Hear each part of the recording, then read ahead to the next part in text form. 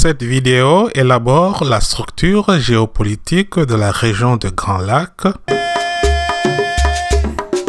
et fournit des explications théoriques de la balkanisation congolaise, de l'Empire Hima et de l'agence gouvernementale ethnique. Elle pose la question de savoir quelles sont les vraies motivations géopolitiques des multiples agressions dans la région de Grand Lac.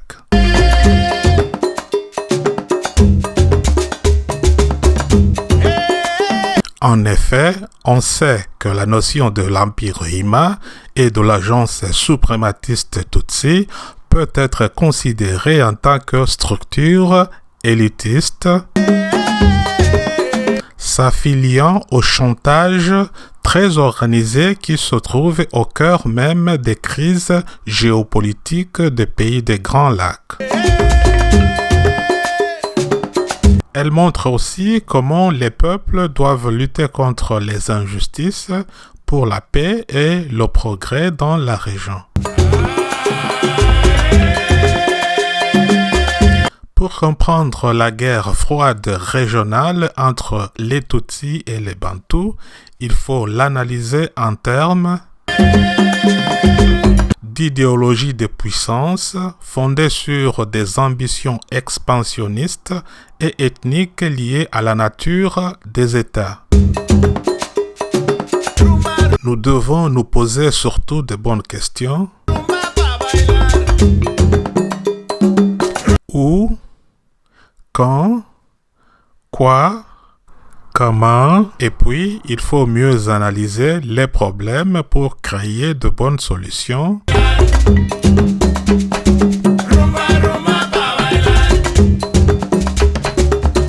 Ceci veut dire qu'il faut problématiser les rapports de force pour être plus forts ensemble que séparés.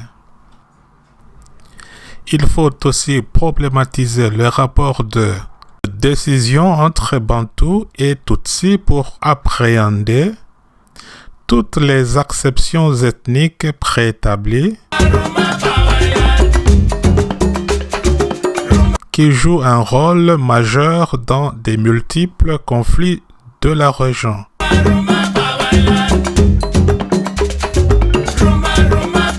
Les acteurs Tutsis semblent être manifestement passionnés par les stratégies de la discrimination et de la différenciation ethnique qui influencent les conflits dans la région et plus profondément en RDC. Nous sommes attachés de manière abusive ou déraisonnable à nos anciennes croyances ethniques.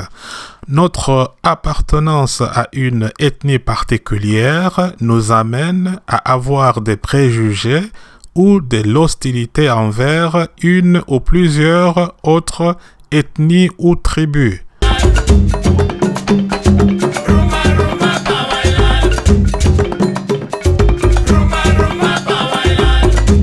L'Afrique n'a pas encore compris quel peut être le rôle des négociations politiques et la recherche de la paix et de l'unité dans la transformation et la libération de ces peuples.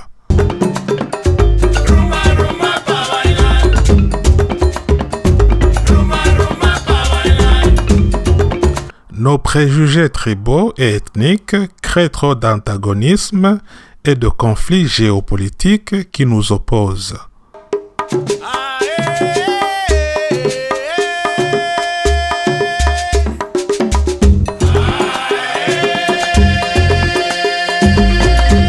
Mon conseil est juste d'être un peu créatif et d'être à l'écoute de votre bonne volonté intérieure.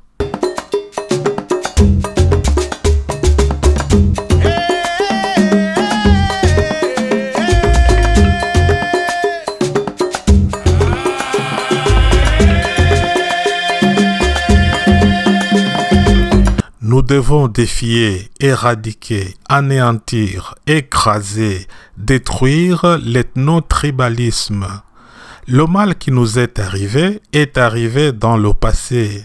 Aujourd'hui, nous devons cultiver le sens de la générosité, de l'altruisme, du pardon et de la confiance.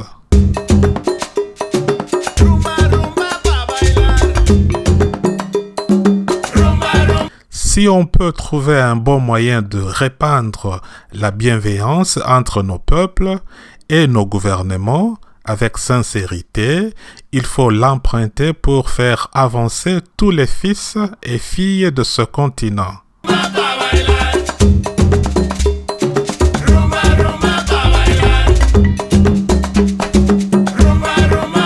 Nous devons reconnaître que l'honnêteté est la meilleure politique.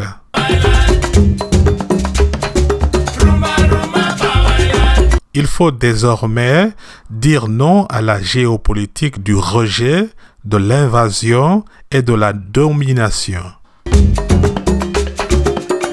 Prendre parti dans des actions de perturbation, de complot et d'oppression, voire de division, est une aberration géopolitique pour les États partenaires et amis.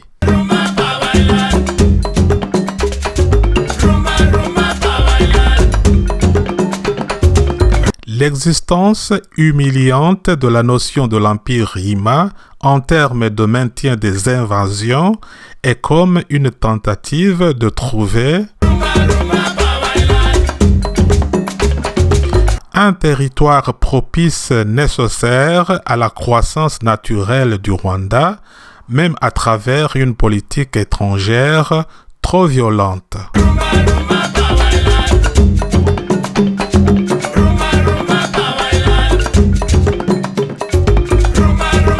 On peut donc analyser l'Empire Hima en termes d'unification régionale des communautés minoritaires Tutsi qui sont constamment à la recherche de terres viables.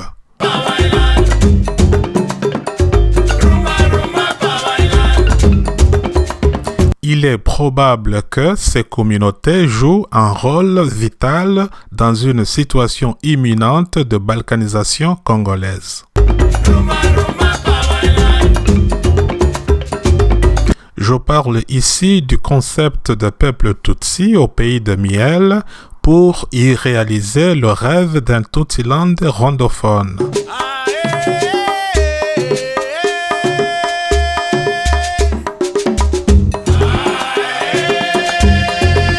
Les installations militaires secrètes rwandaises au Congo, conçues pour affronter les soi-disant ennemis du peuple Tutsi, sont une mascarade sûre. Selon Kigali, les interventions en RDC sont uniquement inscrites comme enjeu nécessaire dans sa sécurité nationale. Ces interventions semblent être en perpétuelle répétition pour servir des objectifs économiques et territoriaux cachés.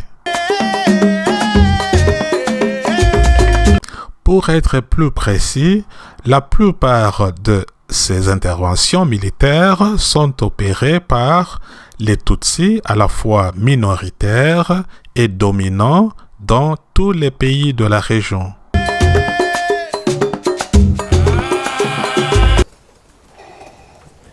Des intrusions inacceptables dans la gestion des affaires congolaises émanent d'une minorité ethnique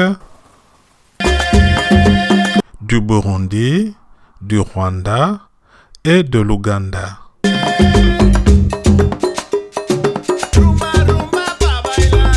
Pour mieux s'attaquer à ce problème d'intervention et d'agression, il faut comprendre qu'il s'exerce exclusivement au détriment des intérêts bantous. Cette vidéo est le produit d'une étude digne de son genre. Elle va donc s'écarter de tous les préjugés et allégations sans preuve. Nous nous nous intéresserons aux anciennes mais aussi aux nouvelles informations.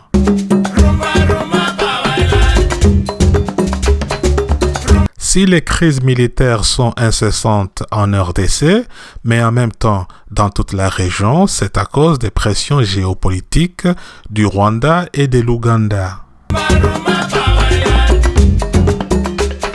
Les pressions géopolitiques sont une notion facile à prouver étant donné les événements évidents qui s'y rapportent.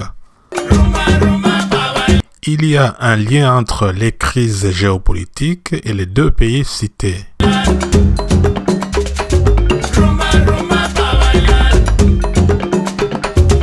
L'Empire Ima-Tutsi a besoin de créer un Tutsiland rwandais en RDC.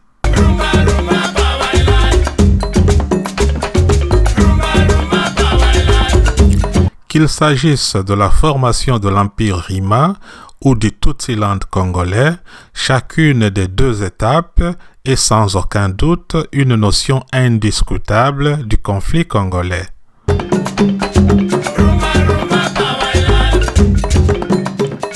Ces deux notions sont souvent qualifiées à tort dans les médias pro-rwandais comme une théorie du complot.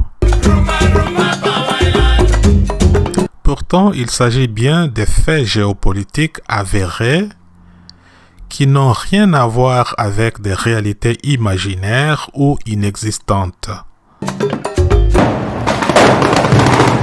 Les faits sont tenaces car il est vrai que certains États de la région cultivent soit la guerre, soit le militarisme pour des objectifs bien précis. Les faits sur le terrain sont si clairs qu'il n'est plus nécessaire de les prouver. Nous savons maintenant avec certitude que la motivation majeure de l'Empire Ima est la création de Tutsiland en RDC, en Ouganda, au Burundi, en Tanzanie et au Rwanda. Il faut surtout fragmenter la partie orientale congolaise pour consolider la puissance rwandaise. Les déclarations de l'Église catholique par le biais du cardinal Amongo sur le déversement des communautés Tutsi dans l'est du territoire congolais est une réalité minutieusement fondée sur une sorte de balkanisation qui expose bien la stratégie de l'expansion rwandaise.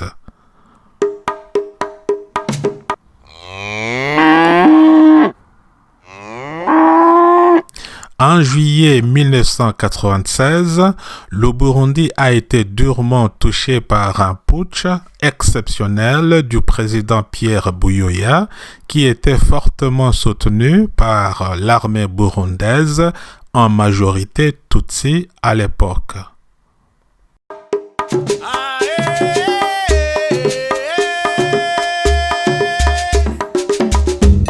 Ce coup militaire burundais avait renversé le président Hutu Ntibandunganya qui avait été contesté par la population Tutsi pour deux motifs principaux. 1. Son appartenance au groupe Bantou et de 2. Sa politique sécuritaire qui, paraît-il, n'arrêtait pas les tueries commises par les rebelles Hutus. Pierre Buyoya s'était servi surtout du deuxième motif pour arracher le pouvoir aux Hutus. Il était alors considéré comme le super-héros du peuple Tutsi dans son pays.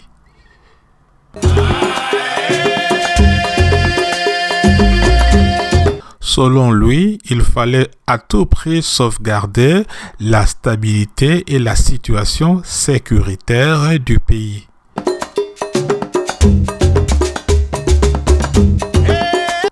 Pourtant, ce putsch avait deux objectifs dissimulés. Premièrement, celui de renforcer les politiciens Tutsis pour briser le soutien politique interne à la rébellion Hutu.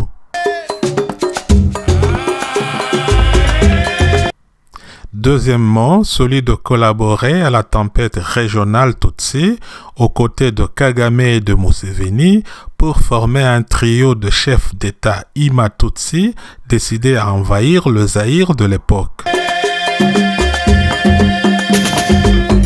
Ce putsch s'était produit juste au début de la première invasion du Congo pour permettre au Burundi d'être incorporé à la coalition militaire tripartite pour habilement agresser le Zaïre de Mobutu.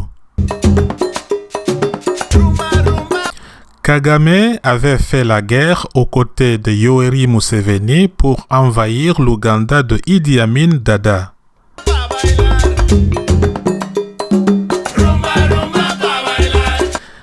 Il était ensuite promu après la victoire militaire de Museveni comme le plus gradé de services sécuritaires ougandais.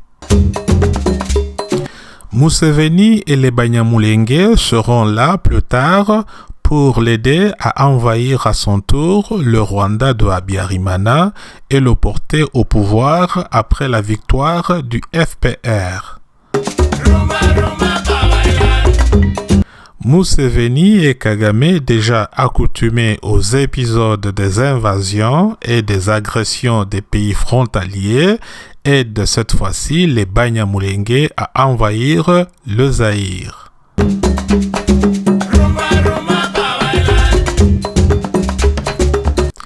Sur le plan géostratégique, il y a là un modèle d'agissement qui n'est pas antinomique à la formation du soi-disant empire Ima, reliant le Burundi, l'Ouganda et le Rwanda.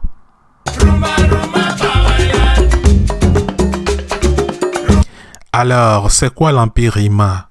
C'est tout simplement une confédération régionale des peuples Tutsi.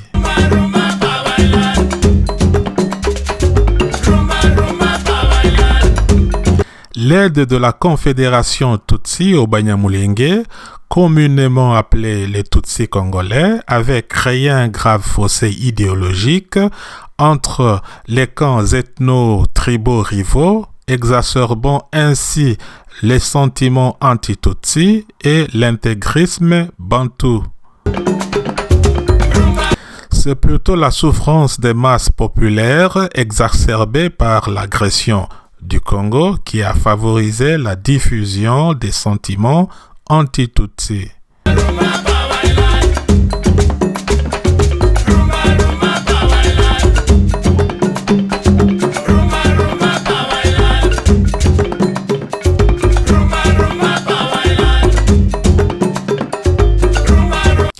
Le peuple congolais subjugué a visiblement déclaré sa méfiance à l'égard des Tutsis occupants. Il est ici très important de comprendre la gravité du problème de l'occupation par un pays dont les citoyens veulent s'approprier le territoire et la citoyenneté du pays conquis. Le comble des choses en est que les rwandophones ont des lobbies qui désinforment le monde sur la réalité congolaise. Ils veulent tout simplement s'attribuer une congolité qui n'est pas conforme aux lois congolaises sur la nationalité. Nous savons tous que la notion de congolité a un caractère linguistique, c'est-à-dire que toute communauté congolaise n'est nationale que lorsqu'elle parle une langue nationale. Partant de là, puisque le Kinyarwanda n'est pas une langue congolaise et que les rwandophones ne sont qu'une diaspora rwandaise, les prémices de la congolité massive des rwandophones sont certainement fausses et inacceptables.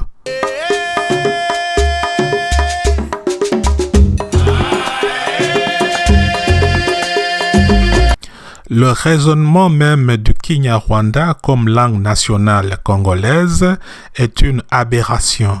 On peut le considérer comme le vrai plan C rwandais.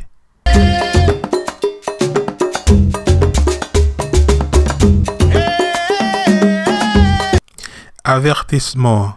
Il est très important de considérer le problème d'une nouvelle langue communautaire comme un réel danger.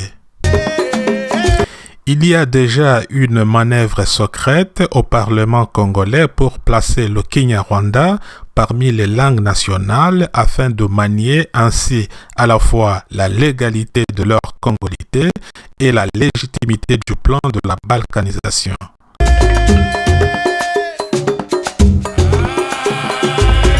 L'agenda de la nationalisation du Kinyarwanda légaliserait une nouvelle identité nationale en RDC.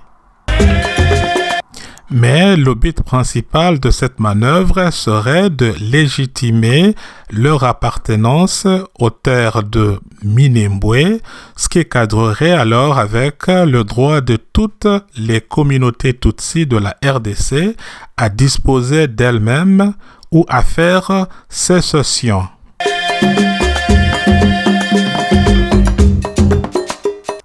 Je parle ici du droit à l'autodétermination, qui est un principe du droit international selon lequel chaque peuple dispose d'un choix à son indépendance et à son autonomie politique. Ce droit pourrait permettre aux rwandophones non seulement de former leur propre identité nationale, mais aussi de posséder leur propre régime politique sans l'influence congolaise.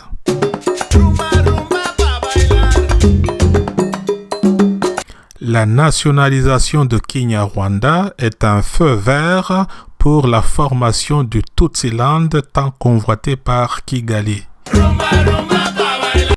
Cette réalisation constituerait un véritable acte de naissance de l'Empire Hima.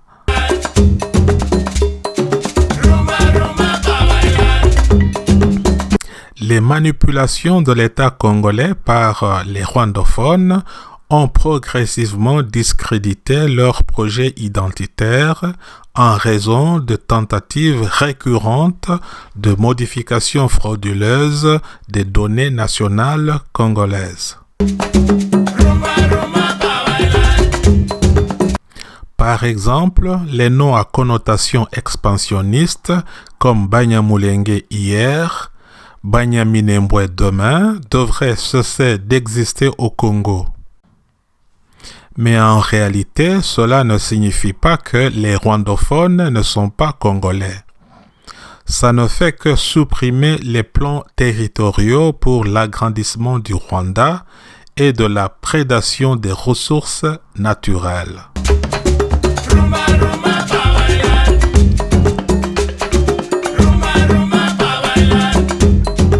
La désignation de Banyamulenge est un toponyme qui ne suggère pas leur vraie origine, laquelle est connue de tout le monde.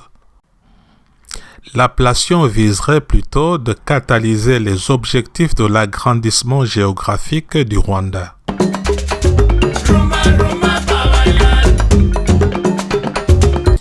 Si précédemment Banyamulenge et tardivement Banyaminembwe, ce genre de toponyme joue le rôle de l'auto-appropriation constante des terres qui légitimeront la formation du Tutsiland en RDC.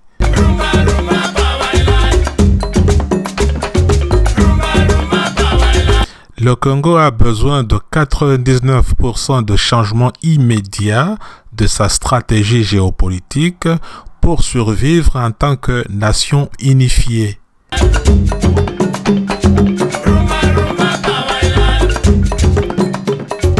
L'expansion des États par les invasions est une théorie géopolitique classique qui nous renseigne sur le caractère organique de chaque territoire. Cela signifie que chaque territoire peut s'étendre pour s'agrandir ou se rétracter pour se rétrécir.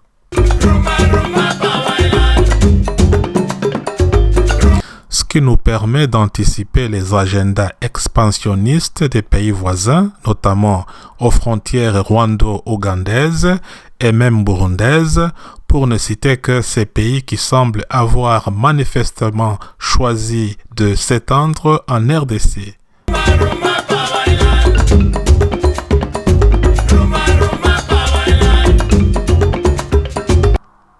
C'est pour cette raison que personne ne doit se réjouir du vocable Banyamulenge parce qu'il représente une menace d'expansion rwandaise en RDC. De même, la reconnaissance de communautés barundi dans la plaine de la Ruzizi à l'est de la RDC, où elles sont déjà en rivalité avec les peuples Bafuliro, est un autre exemple d'une possible expansion burundaise au Congo.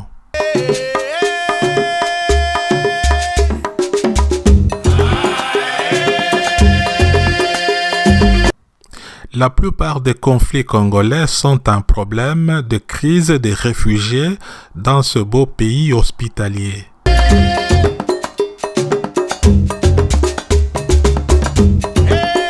Les gens veulent camoufler les problèmes de leur refuge en RDC. Ça, c'est totalement malhonnête. En fait, ils veulent aussi cacher leur origine diasporique.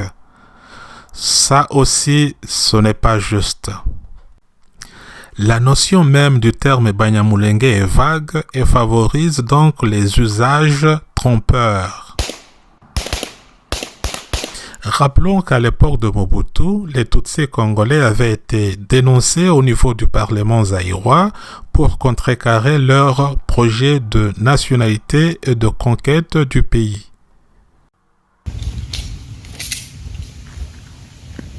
Le déclin quasi significatif de leur congolité remonte en avril 1995. C'est la commission parlementaire présidée par M. Vangu Mambweni qui l'avait ainsi décidé. « 80% de Congolais d'origine pensent que c'était un super boulot pour arrêter l'insécurité. Non seulement leur congolité était alors complètement rejetée, mais l'administration de l'époque avait directement approuvé ce changement en guise de sécurité. Ce qui suggère que les Tutsis congolais ne sont jamais vraiment devenus congolais. Les rwandophones congolais le sont devenus à chaque fois par la force et la fraude. Le refus de les reconnaître comme congolais était basé sur les données géostratégiques sur le terrain.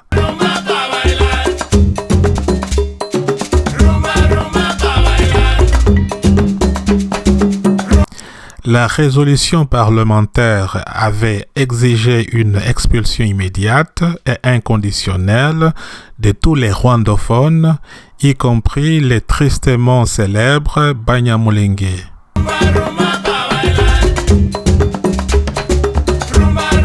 En octobre 1996, le vice-gouverneur de la province du Sud Kivu ordonna avec force aux Banyamulenge de quitter le Zaïre.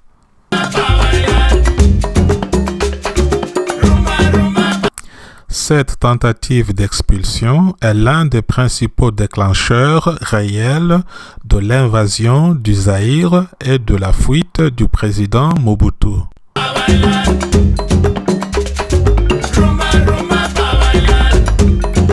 L'explication du président Laurent Kabila sur le conflit congolais est centrée sur la dialectique du miel que les Tutsis ont trouvé en RDC.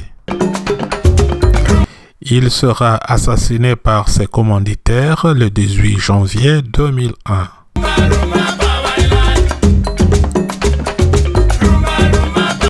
On sait que le président Tshisekedi ne serait pas vivant aujourd'hui s'il s'était approché de la dialectique du miel ou s'il s'était pareillement reconverti en anti-Tutsi.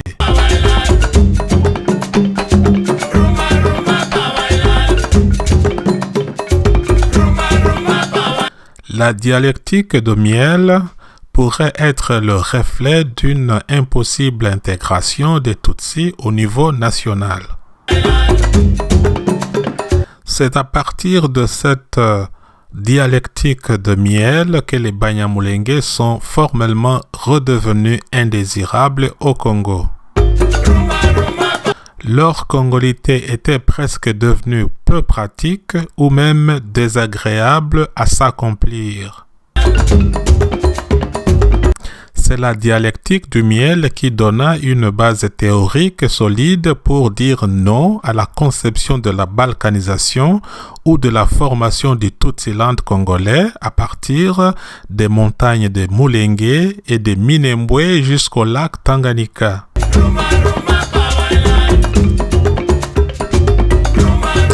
Au-delà des invasions historiques des dynasties rwandaises, la conception contemporaine des Tutsis envahisseurs et dominateurs prend ses véritables origines en 1959 par la publication à Gitera, Rwanda, de 10 commandements Hutus par le journal Juiria Bubanda Rugufi.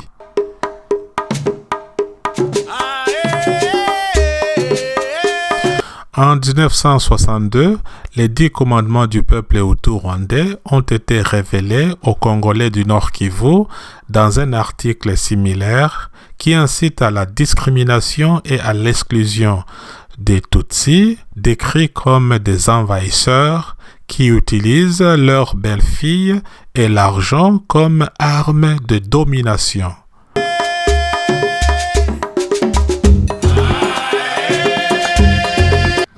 Cela révèle des éléments analytiques pertinents de la dynamique ethnique établie en RDC.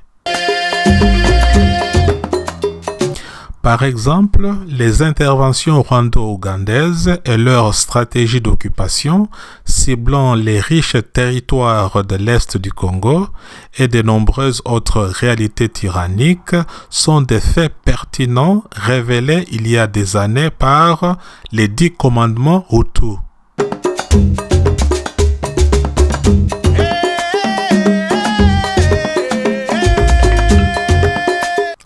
Le 4e commandement des Hutus atteste que non seulement les peuples Tutsis est malhonnête, mais aussi qu'il ne vise que la suprématie ethnique.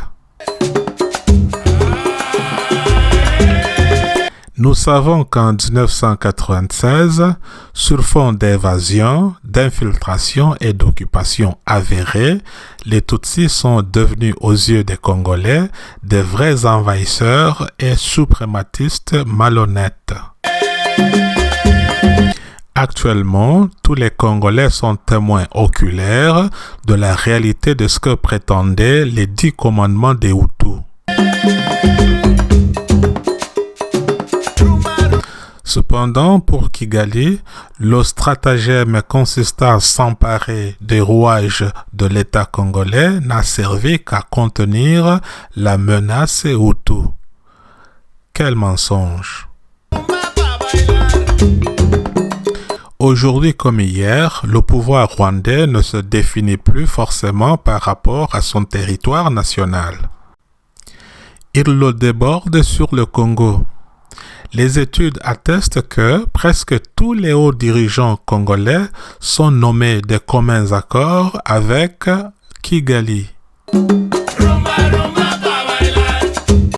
C'est pour cette raison que les minéraux du sang et de la honte continuent de se déverser au Rwanda et que l'armée rwandaise entre et sort de la RDC à sa guise. Kigali utilise la géopolitique militariste comme instrument pour 1. Installer la guerre en RDC et assurer sa progression. 2. Inciter à des conflits qui masquent les actes de prédation. 3. Vassaliser la classe politique congolaise. Et 4. Profaner la sécurité intérieure pour permettre le transfert des minéraux vers le Rwanda.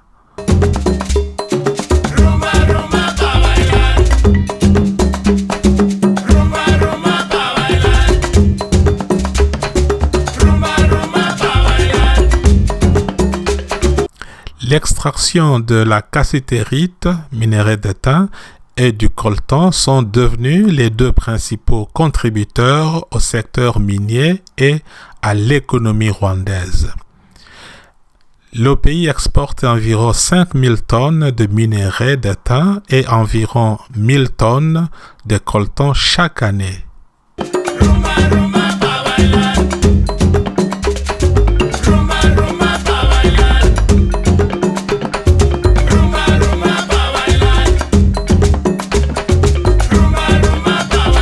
Il exporte également des quantités de tantale, de tungstène et d'or.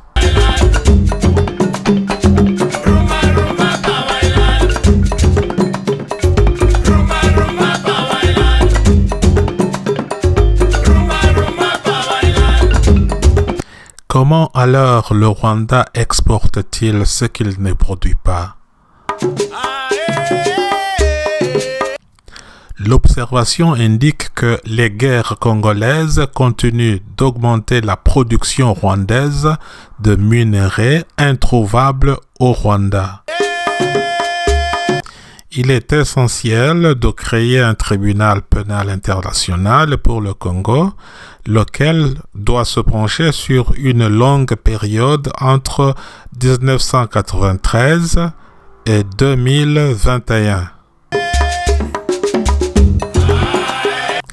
Ceux qui ont du sang sur les mains et qui continuent de commettre des crimes, des massacres et des génocides en toute impunité doivent être poursuivis.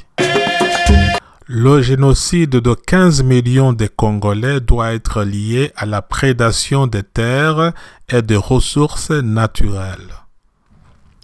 L'ampleur du génocide est évidente et elle concerne également les massacres des chefs coutumiers et des dirigeants politiques désobéissant à l'Empire Hima.